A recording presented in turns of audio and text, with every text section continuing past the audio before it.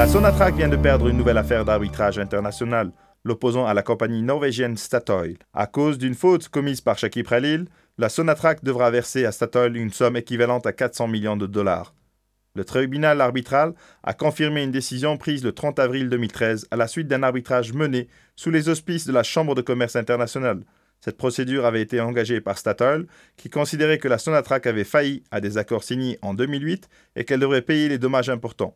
Avec l'accord de Shakib Khalil, alors ministre de l'Énergie et des Mines, Rahel, l'ancien vice-président en commercialisation de la Sonatrach, aujourd'hui sous contrôle judiciaire dans l'affaire Sonatrach 2, avait conclu en mai 2008 un contrat de fourniture de GNL pour une quantité annuelle de 1 milliard de mètres cubes.